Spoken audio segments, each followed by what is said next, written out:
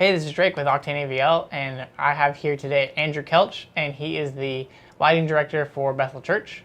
And we also have with us today the brand new MA3 Lite. It's a brand new console, and Andrew was just able to use it on the most recent conference that he did. It was one of the more flagship conferences that they do every year, and he was lucky enough to get an MA3 to try out. So we kind of want to talk about the MA3, what's different between the MA3 and the MA2, and kind of give you a little overview. I know there's some things unclear about it online, so as many questions as we can answer, the better. Mm-hmm. So Andrew, first off, you're running MA2 software on the MA3. So explain some of those reasons why you're running 2 instead of 3. Yeah, so MA3 software is a completely new software from MA. It's a complete overhaul, but it's still buggy and they're fixing issues. So they recommend not using it for shows yet. So they made it possible to run MA2 software still on the new MA3 consoles. So that's why we're running MA2 software. And as far as I understand, you can link MA2 consoles and MA3 consoles if they're running MA2 software. Yep. They're still all linkable, just like MA2 consoles were. So how fast, because I know that they changed the layout of the actual console, like some of the buttons, and they added some things. How fast did you get the hang of the 3, and was your muscle memory kind of messed up from using a 2 most of the time? Yeah, so at first it was definitely a challenge. Everything was pretty much in a different spot. So it took me a good day to kind of get used to it, but after like a day of programming, it came to me pretty easily. And I actually like kind of the new layout. There's some things that I like better on the 2 consoles, but I've gotten used to the 3 in it. I like it a lot. So one of the things that some people complain about and some people love is the soft buttons. I personally love the soft touch buttons. They're not as clunky and clicky as the old MA2. What are your thoughts on the soft buttons? Yeah, at first I was definitely used to the hard buttons on the MA2, but I got used to the soft buttons on the 3, and I really like it a lot. It's really nice. They still give you a good feedback, but it's just a little softer and not as noisy, so it's nice. So on the 3, they've added a few screens. Mm-hmm. This is the Lite. There's a lot of different versions of the MA3, from the full to the Lite, and they have some without the big screens, and then they have broadcast version all the way down to the command wing, which they had before.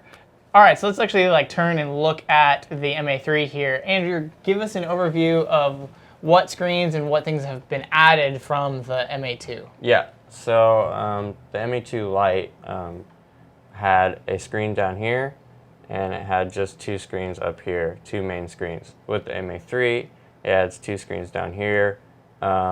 This gives you more like touch buttons, programmable buttons down here. And then these are the 2 main screens, but it adds these 2, they call it letterbox screens down here. And this is just for your playback section, so it is matching your cues and your faders over here. And then this is just for your parameter programming section. So it gives you more space on your main screens for more stuff, for more views and all that. It adds a command line that's always there, which is nice, and it adds your like first 24 macro buttons here that are available for you at all times. Okay, so I know that they changed the encoder wheels, and these are dual encoder wheels now. So explain what that can be used for. Yeah, so this is one of my favorite things about this console now. It's dual wheels, so it has an inner and outer ring. So like with position, if you want to tilt and you want to like move quickly, like your normal speed is the outer ring, and then the inner is kind of like a fine. So if you're like doing quick adjustments and then you want to switch to a fine, you don't have to tap to get to your fine or ultra. You can just use the inner ring, and it does fine adjustments. So it's really nice. It speeds up your programming process really a lot. And does the 5th wheel act as your right click like the old MA2? Yes, right, it does, which cool. is very nice. I also noticed they got rid of the GrandMA3 fader. Yep. GrandMA3 fader is now, it has a knob, but it's also a touch fader that you can disable too if you need to. That's awesome. So the faders now are backlit. Mm-hmm. That's a new thing. Yeah, they're backlit and they match what your cue color is. obviously you can customize that to whatever you want. You can change the brightness, so if it's too bright, you can bring it down. The wheels are also backlit, which is cool, and it changes with whatever you change on the letterbox screen. So it's very intuitive. I like it a lot. So I've heard some complaints about the X keys. They move them up and they put stuff underneath them. Has that been an issue for you? Because normally when I used to run lighting, I would use the X keys a lot, and they were like right at my fingertips. Yeah. So yeah, that definitely took me getting used to. I didn't like it not having them down here, especially because I don't really use these buttons. So I'd rather have it down here, like this section where the Q buttons are down low too. So that took me getting used to. The other thing that I had to get used to is how small the screen is. The MA2 screen was a little bit bigger down here, and I like that a lot. It's kind of hard to hit stuff down here with tapping, so I kind of defaulted back to using like actual keys like escape instead of hitting X. And I don't really use the screen that much. I know on MA3 software it's something else, so you might end up using it more, but I prefer the bigger screen down here. So the knobs are completely new. What can you use the knobs for in MA2? I know the difference between MA2 and 3 software adds functionality, but what can they be used for in 2? So far, I haven't found a use for them. They light up with keys if they're not at 100%. That's pretty much all I found. They don't really do anything. Pressing them or turning them doesn't do anything. The only knob that actually works right now is the Grandmaster knob. But I had gone into GrandMA3 software, and they actually do control cues and executors, but they don't seem to do anything for MA2 software. That's awesome. Or not awesome, depending on how you want to look at that. Looks like they only have one drawer now, and it's just for the keyboard? Yep, keyboard's in the center now. It's not off to the right. That's kind of nice. There's no second drawer, which I didn't use that much, but it was kind of nice to store some things. It has 2 USB ports, one on the outside and one on the inside next to the drawer. Yeah.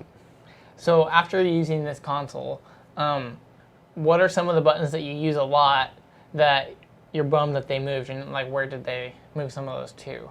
I would say kind of the highlight section is kind of in a weird spot. It kind of made sense where it was off to the side on the GrandMA2, but now it's kind of awkward up in here. I don't use it a ton, but that's kind of one thing I would say. Definitely the X keys up here being moved up is kind of a bummer to me.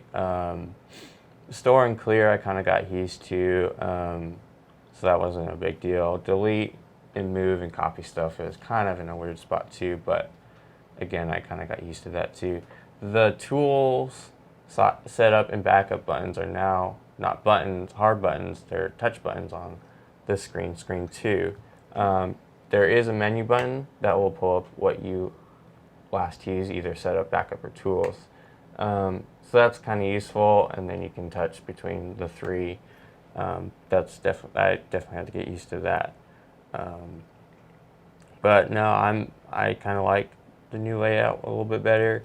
The go back and pause buttons are a little bit smaller for your selected cue, but that's not a huge deal. So I'm pretty okay now with the button layout. So I know MA really tried to make this console faster for the operator, faster to program, and keeping everything right in front of you is what they were trying to really do, and not spread it out as much as it was last time. So do you think that you are faster or could be faster on the 3 versus the 2? Yeah, I would say that after a day of programming and getting used to the button layout, I definitely felt like I was quick. It felt a little bit more intuitive than MA2, so I was at least as fast as I am on an MA2 by the first day, but after a while it felt really nice and felt quick. Well, great. That is a basic overview of the MA3. we're going to go more in depth of the show using MA2 software.